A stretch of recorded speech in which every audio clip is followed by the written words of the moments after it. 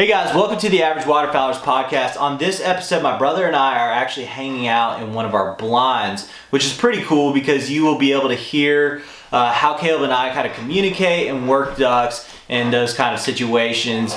But really, the subject of the podcast is Caleb and Scott's recent trip to Oklahoma, what they learned, how they did it, that sort of thing. I think you guys will learn a couple things. It's pretty interesting. Let me know what you think. Hope you guys enjoy it. It's fucking super cold here in the duck blind in the Mississippi Delta. Just kidding, it's 58 fucking degrees. But I still dress like I'm cold. Yeah, still got. It makes me feel confident. That's right. So this will probably be a short podcast, but we figured we'd do a quick update because we haven't been posting a ton of stuff. Kind of tell you about how our season's been going, which has been awful, and then Some bird.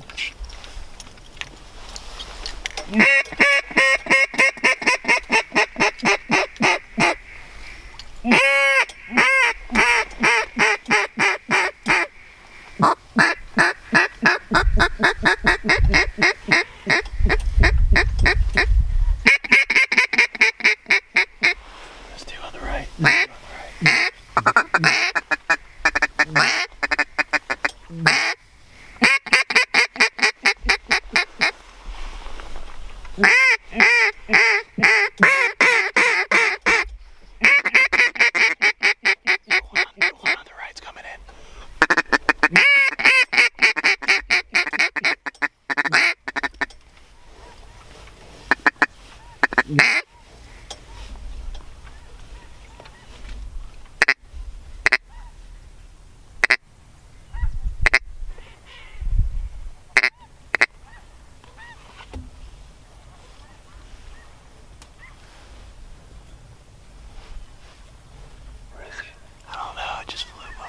It's right above us. Looks like it's swimming.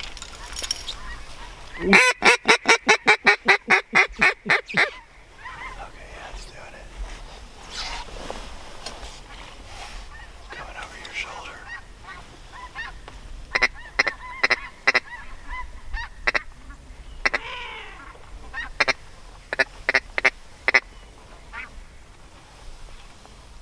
There it is, I see it.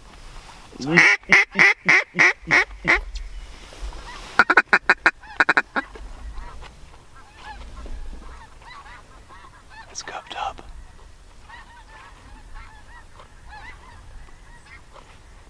It's right above us. Yeah, I got it.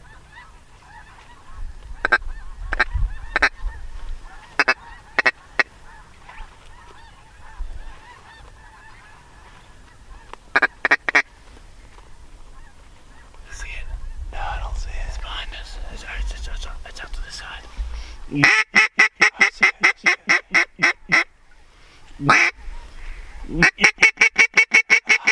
It's meeting up with these two.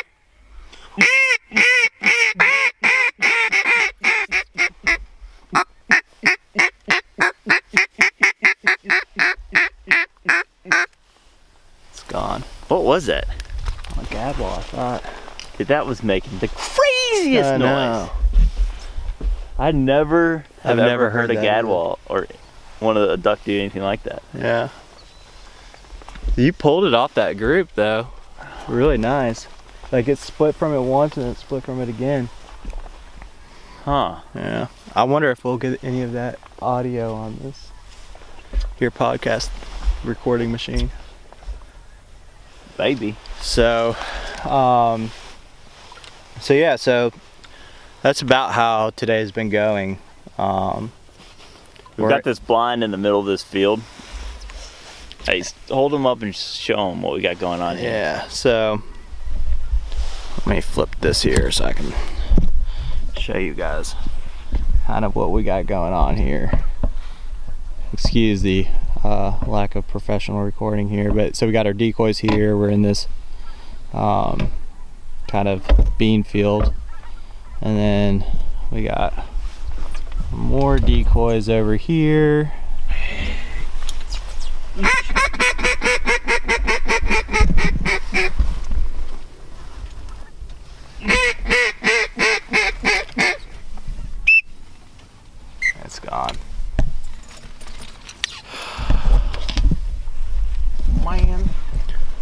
again, like we were saying, this fucking blind is flaring the shit out of birds. Quit cussing. Sorry, I will beep those out. No, I won't. So it's been a rough morning for us. As you can tell, it's a little foggy. Not real bad. I got sunglasses on because it makes me look cool. That's right. Builds confidence. It was more foggy earlier. But yeah, it's just been kind of birds looking at us and then not wanting to finish. Making a few laps and not finishing. I had a pair If you listen to our earlier podcast, we talked about putting a blind in the middle of this field and saying, well, we'll see how it goes. Well, you're seeing how it's going. You're literally, if you're watching this on YouTube, you can see how it's going. Not very well. No. Except, ta-da! One tealy bird. One teal. We had another group of teal in that pulled the most MacGyver moves that I've ever seen in my life. Plus, this thing is not great. Like, you kind of have to do that, and then you don't know where the birds are. And then you just start firing in the air, because when there's lead in the air, there's hope. There's a possible chance for victory. Not lead, excuse me. Non-toxic shot. Yes. Bismuth. Bismuth is what I'm using. Trying it again. I'm using the Black Cloud, and I've literally been poking feathers out of birds this week. I've been down here for this is my 5th day down here. It's been a lot of birds not dying. Killed a few. But these guys are Caleb and Scott, who's not here, just got back from Oklahoma, and they had a pretty good show. Pretty good trip out there. Yeah, so you guys remember on podcast number 2 where I talked about searching for ducks in public areas? Well, and then I told you I wasn't going to hunt that area. He lied. I didn't hunt that area, but I hunted near it. And it was pretty decent. I'll put it this way, there weren't very many ducks there. But if you're wise enough and cunning enough to where you can find ducks and set up where they want to be on that public land, you can kill a fair number. I mean, we didn't kill 2-man limits every day, but we got usually like close to like 8 or 9 birds a day. We had to we hunted some of the bigger reservoirs out there, and basically some of them we could walk in and hunt, others we could canoe in, and it was fun. We did a lot of quail hunting as well. We didn't do so well on the quail hunting front. It was certainly not easy as walking around the woods with 2 dogs. We did get some jackrabbits though, and we cooked those up and ate them, so that was fun. But yeah. The birds were super responsive to the call, you said? Yeah, they were very responsive to the call. And it was the first chance that I could use bismuth and really get to see what it could do. And I'm shooting this Kent bismuth, Scott's shooting it too. I'm shooting it as my first shot, and then I've got leftover hypersonic that I'm shooting as my last 2, and has seemed to be doing really well. I don't know if I'd recommend that because it's 2 different velocities and can screw you up on leads, but when you have half a case of hypersonic sitting around, or half a flat, you got to do something with it. So the bismuth has been absolutely powdering ducks. I like it a lot because with steel you can be like, oh, I shot that duck and it didn't fall out of the sky. With bismuth, it's very honest. You either shot and hit it and it's coming down, or you shot and missed. And so you definitely have like direct feedback. It might not kill it every single time, but it's definitely hitting the water. So Yeah, I really enjoy this bismuth. It's like $2 a shell though, and so if you're not shooting that often or that well, you know, that's a personal decision you're gonna have to make. So I don't know, it went really well. Like I said in the first podcast, if you're gonna be doing public land hunting, the things that I would absolutely do is I would call the biologist for that area. He's going to be able to tell you, you know, what the weather has been for the past year, whether there's enough water there, whether oh, there's some ducks right there.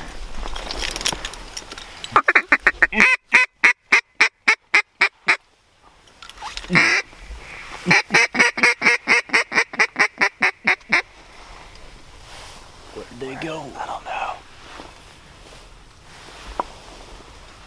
Do you see where this went? No. They literally just disappeared.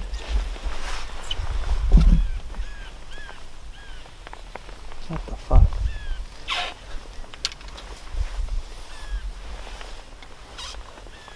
Where did they go? Yeah, they pulled like a dinghy and just... There they are.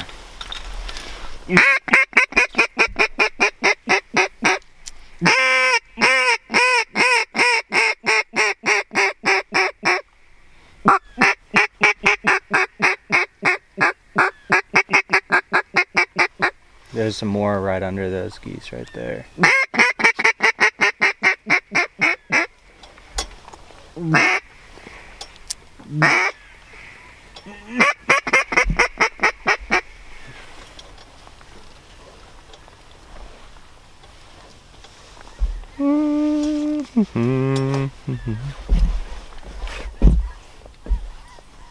I can't tell if this lens is foggy or not.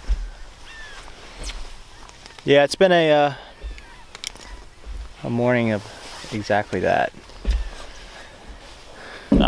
We had a group of teal come in. It was pretty sweet.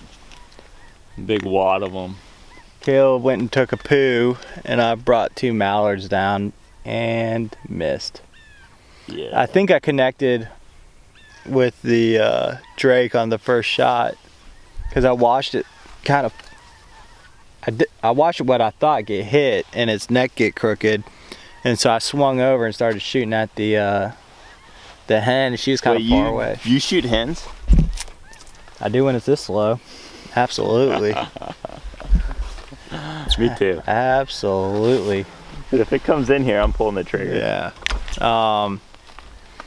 And then I look over back to my left after I wasted those 2 shots, and I see that drake is flying over that way towards that tree line. I'm like, what happened?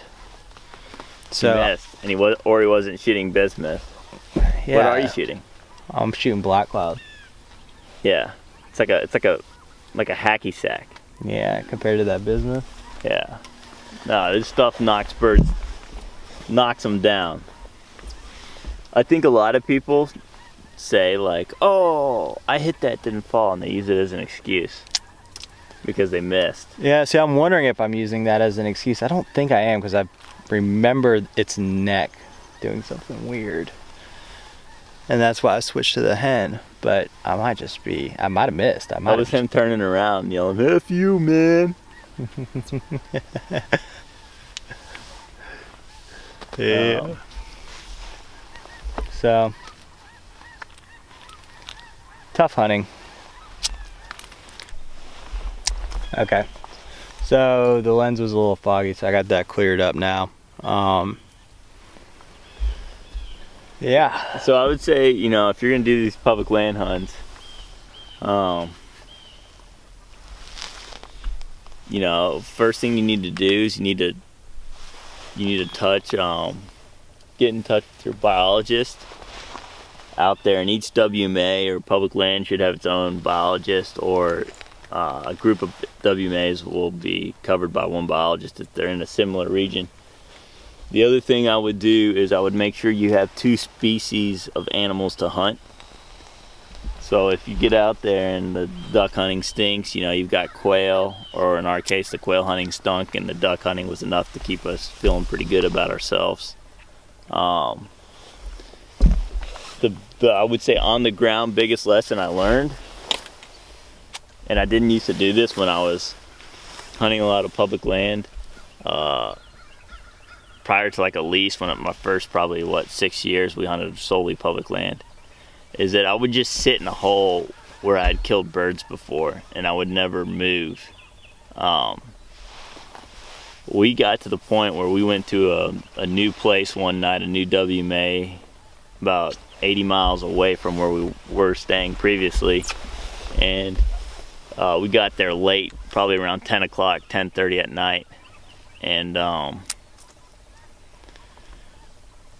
we hadn't scouted it, but we did some aerial mapping and picked a place, picked a location, and we went out there and we saw like 3 birds really far away, wanted nothing to do with us out there where we were, so we decided to pick up, walk out, and then just drive directly to a place of observation, like a boat ramp or something with a pair of binos. And from there we sat for about 30 minutes, picked a spot, canoed out to a new spot to check it out. Got out there, we couldn't stand, and hunting out of a canoe is, with 2 guys and a dog, 2 dogs, is a bad idea. So we kept moving. We found a place we could stand. We went out there the next day and spanked them. So I would say, you know, sometimes you got to know when to cut your losses and find a new spot and put that day of scouting in. Lose, you know, a couple hours of hunting with a gun in your hand and start hunting for new spots. That paid huge dividends. And then the next day we went to a location kind of in the similar like geographic or terrain feature. So it was really like, you know, only a couple 100 yards away, and we spanked them there too. So once you got your spot that you scouted, you can go there, you can hunt it, and you can say, oh well, they're kind of doing this, you know, or they might be landing a little bit further this way than we thought, and then you can, you know, shoot your birds, go out there and take a look at that, see how you're going to set up for the next morning. The other thing that was kind of cool is, like, if we wanted to, there was a bunch of like little potholes on the public land, and if we had wanted to, we could have gone out there and jump shot a lot, but you know, there'd be usually like 3 mallards sitting on a pothole. You know, we could have jump shot some of those mallards, which is not really my deal, but it's definitely something you can do if you've got like a young kid, a dog. You know, you can kind of walk around and see what the dog pops, you know, gets his hands on. He might wind up some mallards, and you can send him out to that pothole and get around it, and hopefully those mallards fly up your way. You can also do some rabbit hunting. We did a lot of quail hunting, which we failed miserably at. We got 1 quail in like a week. Yeah, like, not a week, but probably 5 days of hunting, 1 quail. The biologist told us that it was going to be hard because they had a dry year, and quail apparently need, you know, they just need water and stuff. So, and, you know, I mean, he said that like opening day, 200 people were at 1 WMA hunting up quail. So, really? Yeah, so they had shot the crap out of them. And one thing we had thought about doing, this is a lot of private land out there. We thought about going out to knocking on doors. The main reason we didn't is because we hadn't fully ran out of options, and we weren't in one central location, 1 WMA, long enough to really figure the area out. Yeah, well, to figure out there weren't any quail at any of those places. Yeah. There was just too much public land to try and go and hunt.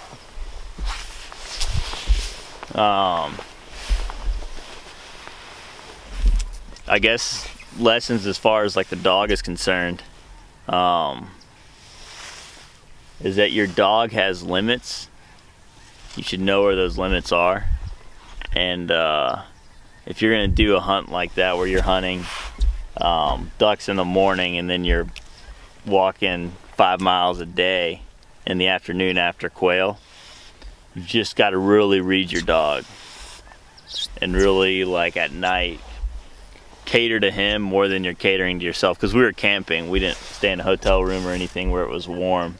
So I mean, a lot of times we'd get back, we'd feed them, put them directly in the tent and throw some jackets over them because it was getting down into the 30s, just to keep them warm and make sure they were getting enough to eat and enough sleep to function the next day for duck hunting, because a dog will absolutely shut down on you or hurt himself, which is even worse. So you really got to try and take care of the pups as much as possible, and that includes always checking their feet after a hunt, always checking their nose, because if they're running around through cattails or briars, they're going to get cut up. They're going to constantly have little scrapes and stuff. And I always just kept a little pack of Neosporin in my pocket, so I could just put stuff on little scrapes, to kind of help it out or clean it. So yeah, it's one thing to think about if you're gonna do it the hard way like we did.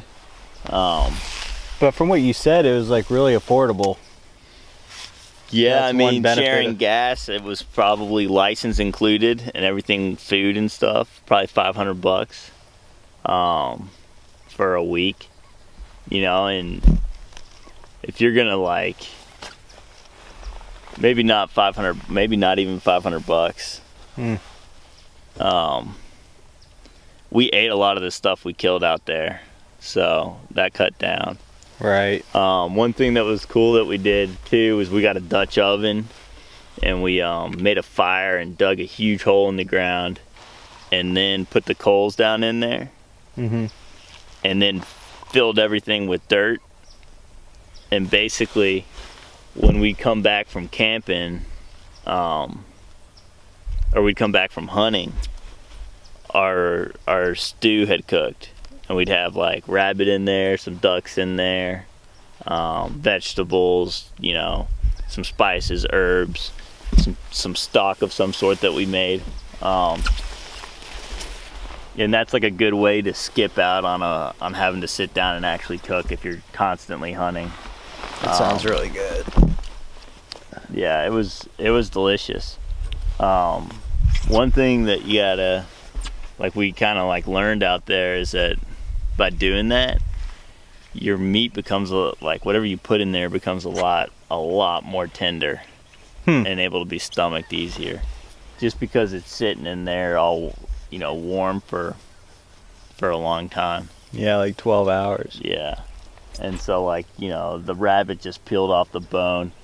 Another thing we did is, like, when we had the stock and we'd finished everything, we heated it up, stirred in some flour, and then turned that into a gravy, and then made biscuits and gravy out of it. Yeah, that sounds awesome. So it was really good. You can think of things like that to save time while you're out there hunting, because the bottom line is that when you're doing public land hunting, and you're camping out there doing it, it takes a lot of time and it takes a lot of effort. So, like, anything you can do to cut down on the time of cooking, so you can just go to bed when you eat and go to bed, is like saves you at least like an hour and a half of like just cooking and cleaning and stuff like that. That's one thing you said, is that you feel like you just didn't get a lot of sleep out there. No, I'm y'all were burning so many calories. Yeah, I'm like still tired, and I slept pretty well last night. Yeah, it just wasn't you'd get up and, like, to me, like, public land hunting is just a bit more exciting, because you never know, like, what you're going to be confronted with. The situation's always changing. You're never staring at the same flock of decoys on the same pond, looking at the same birds land in the same location, unless you're kind of doing it wrong. And if that's the case and there's birds in there, you just got to move. You got to pick up, you got to move and find a new place. you can't be complacent or you're gonna waste time. And when you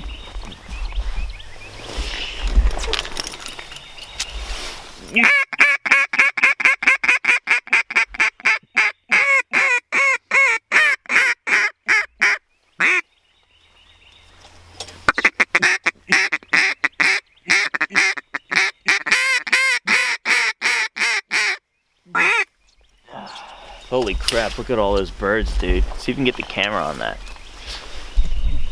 Someone's driving a four-wheeler over there. Somebody just drove a truck down over there. Let's see. You can.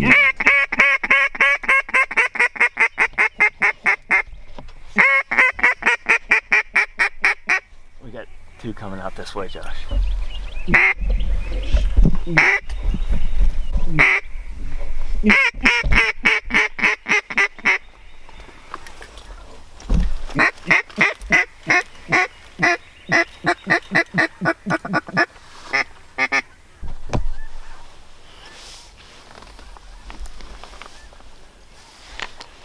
Failure. That's what it looks like. We probably should have ran out there and put 12 mojos out. Would have sucked them right down. Look at these teal.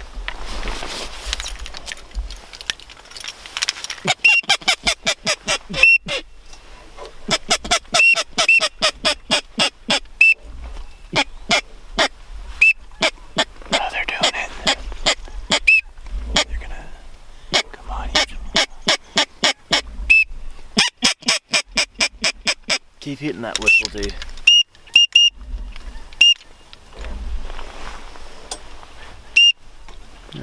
They don't want to come over here.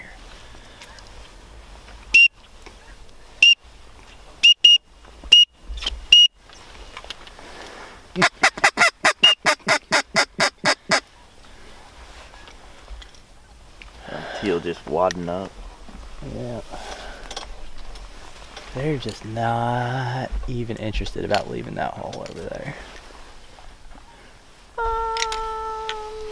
I mean, some of them have been interested. So, yeah, maybe a little bit. Just not over this blind. Talking about being complacent. Here we are complaining about this blind. We're not doing anything to solve it. Oh, we gotta move it, obviously. I talked to Scott, said, go ahead. Alright.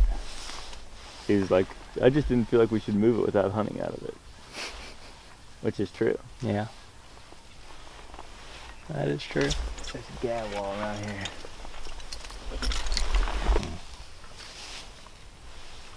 I'm just jerking it over here.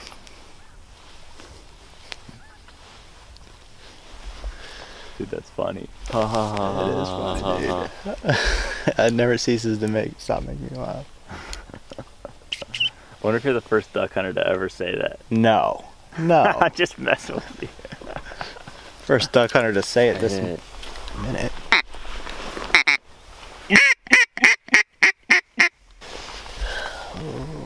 There's a CRP hole over there that is just holding a ton of birds. I think CRP has literally changed the game for hunting out here. Yeah.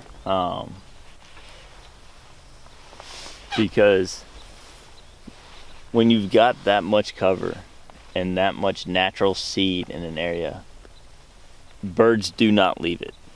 I mean, like, we've been sitting here all day and we've seen a couple hundred birds, and that's not the fraction. That's a fraction of what was in there. Yeah. And we've been watching it all day. So when you've got birds that will not leave a hole, even though you're a couple hundred yards away from it. I'd say we're about 600 yards from that hole. Well, there's a couple holes in there. Yeah, they're all piled up in one though. We've got a CRP hole.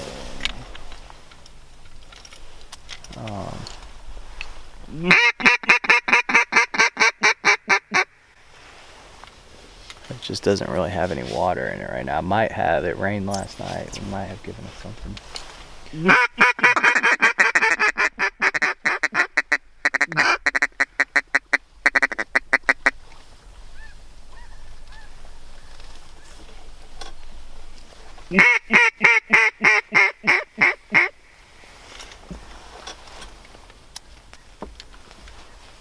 got a hawk to come over. Yeah, pretty good, man. Called in a hawk. So yeah, we've got a CRP hole which might have water after last night. I don't know. We need to run over there and check it. We got a lot of stuff to do. Yeah, we do. We got to move this blind. We got to go check that hole. I'm hungry. I'm hungry too. I've got to drive back to Chattanooga. I might not after this. I don't know. See how I feel. What time is it? It is 11:41. It's probably time. Yeah. I mean, we're gonna get any of this other stuff done. Yeah. If I'm gonna get home before midnight. I usually like to crack my first beer before 12 o'clock, so... What time did you say it was? 11:41. That's not gonna happen. No, not today. All right, guys. I think the you need to go out and you need to show them this blind from the outside. All right. And I think your lesson of hunting for the day is to make sure that your blind's not sticking out in the middle of a field with nothing around it. I put pictures of it in earlier podcasts, but yeah, I'll come out, walk them out, and show the blind. You know, and we said, oh, it's probably ain't gonna work. And it's just a lot better if you say, like, hey, this isn't gonna work, let's move it while it's still dry. Yeah, that would, we made a mistake in thinking that we would just be able to pull this thing with a four-wheeler, because it's well, we were like, oh no, it's not gonna work. We gotta dig down, get the blind down, get it, lower its silhouette. Yeah. Which is a good idea, but if it's as bad as it is, you just gotta move it. You got to. It's real bad. I'll show you guys. Bear with me. So here you see our blind. We got some coffee beans behind it and whatnot, and kind of just soybeans running down the middle over here to that levee, and then the water runs all the way down there. But we're trying to move it over to these coffee beans is the goal, to have it blend in. But this spot just filled up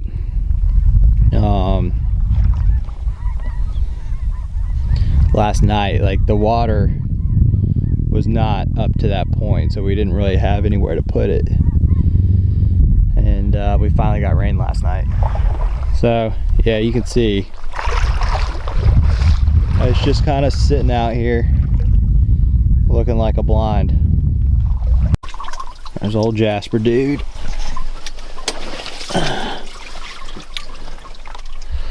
So I think that